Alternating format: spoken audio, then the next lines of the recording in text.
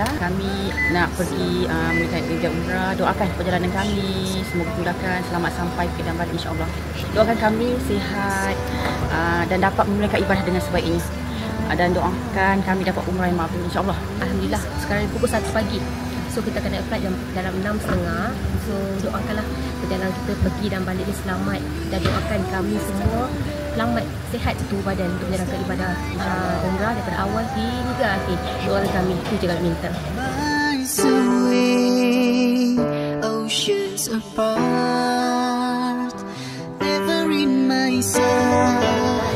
Alhamdulillah, sekarang sampai di KLIA. So doakan. Bismillahirrahmanirrahim. Assalamualaikum warahmatullahi taala wabarakatuh. Allahumma salli ala Sayyidina Muhammad wa ala ali Sayyidina Muhammad. Jadi alhamdulillah kita berada di KLIA, lapangan terbang. Jadi insya-Allah kita hantar keluarga kita, Abang Syazrin, Abang Azim, Kak Ani, Kak Fizah untuk menunaikan umrah. Jadi insya-Allah kami di keluarga Ribat Ta'lim Al-Luqmani mendoakan semoga dipermudahkan urusan, dikurniakan kesihatan yang baik dan insya-Allah memperolehi umrah yang mabrur. Insya-Allah jangan lupa doakan kami juga dan anak-anak santri di Ribat Ta'lim Al-Luqmani. Assalamualaikum.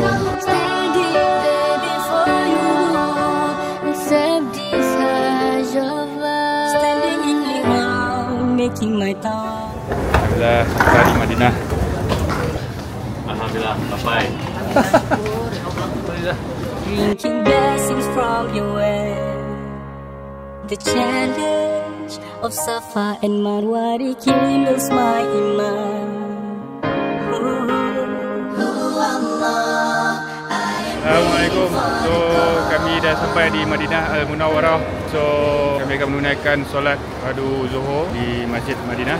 Dan sekarang ni perjalanan lebih kurang tak sampai pun 1 meter untuk sampai ke masjid. Alhamdulillah, kita sekarang dalam perjalanan nak menuju ke Raudhah. Raudhatun min Riyadhil Jannah. Taman daripada taman-taman syurga yang mana berada di dalam Masjid Nabawi, insya-Allah.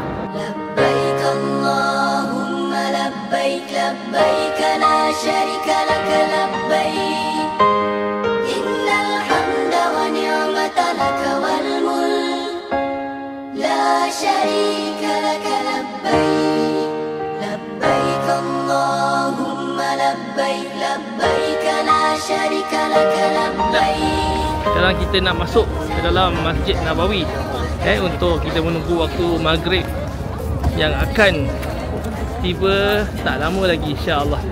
Dan kita akan dengar azan maghrib kumandang, insya-Allah, daripada live daripada Masjid Nabawi. Insya-Allah. Insya-Allah. Inilah Madinah penuh dengan ketenangan, insya-Allah.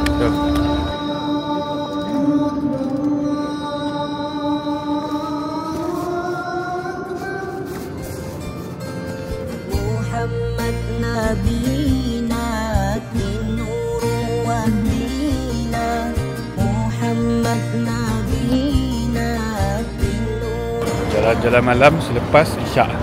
So tadi pergi stol-stol makanan dan stol-stol yang jual gambaran cendera hati. Sekarang kita balik ke hotel berehat. Besok pagi subuh di Masjid Nabawi.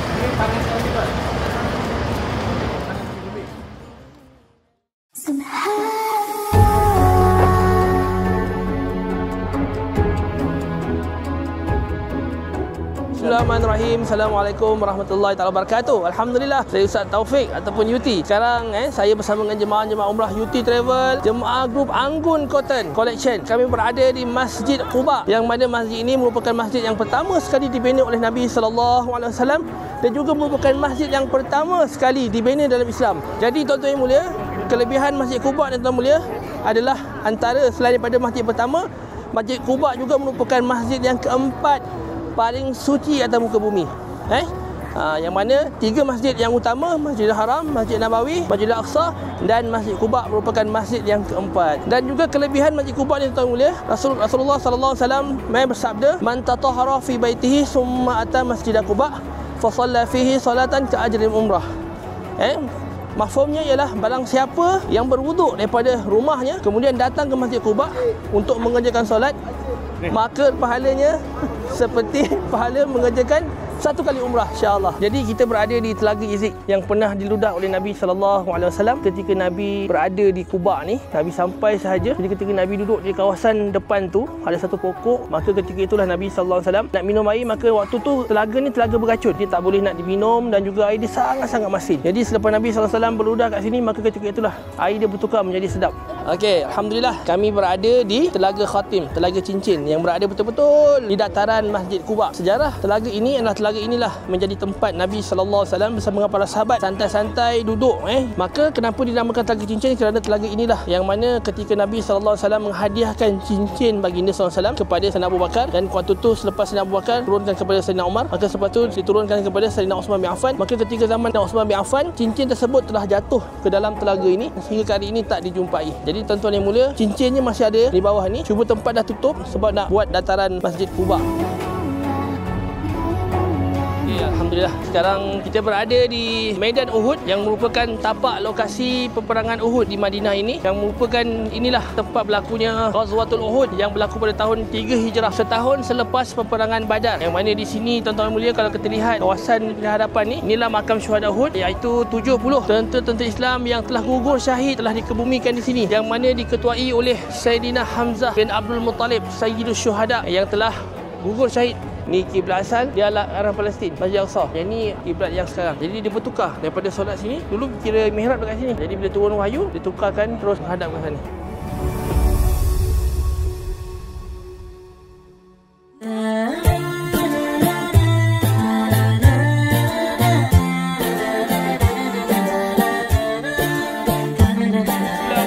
Assalamualaikum warahmatullahi taala wabarakatuh.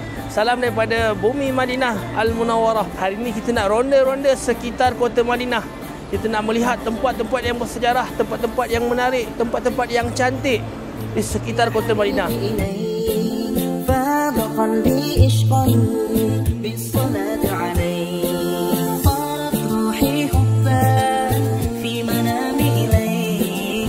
tempat dinamakan Telaga Roha. So ini kita berangkat ke Badar. Ini adalah tempat persinggahan Nabi Muhammad waktu ke Badar. Telaga ni Nabi Muhammad ludah. Tempatnya adalah Telaga Syifa. Telaga ni dulu adalah beracun. Waktu Nabi singgah, dia ludahkan, racun tu dah tak ada.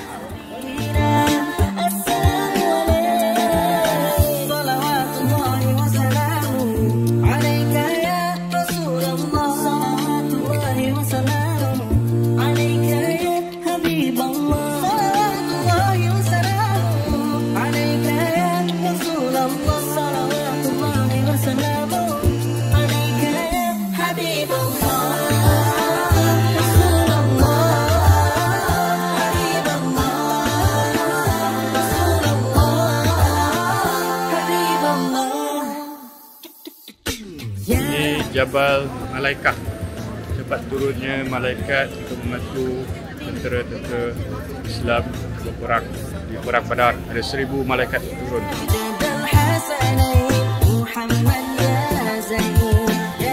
Kami berada di Padang Arafah nak menuju ke Jabal Rahmah.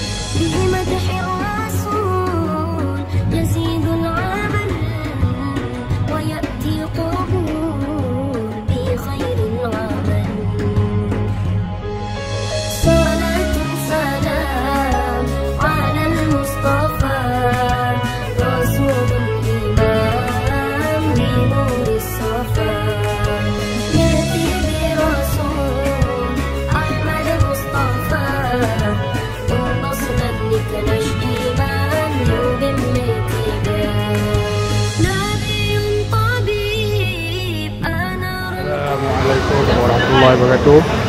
So hari ini hari terakhir di Makkah. Ustaz Hafid dan kami akan membuat sedekah sabil. Jadi jumlah terkumpul daripada hari itu sebanyak 31,000. Jadi dalam lebih kurang 1,000 lebih makanan, 1,007 pack makanan untuk diberikan kepada orang-orang di Mekah ni yang tak berkemampuan. InsyaAllah. Ini tempat berkumpulnya orang-orang yang nak buat sedekah sabil. Di sini ramai yang pamung kelendangan di sini, tidur di sini semua. Tak semua yang datang pergi Mekah ni, tak semua yang ada bilik tidur di hotel. Ramai yang tidur di kaki lima malam-malam. So ini keadaan orang beratur untuk ambil makanan dan sumbangan kita panggil sedekah sabil.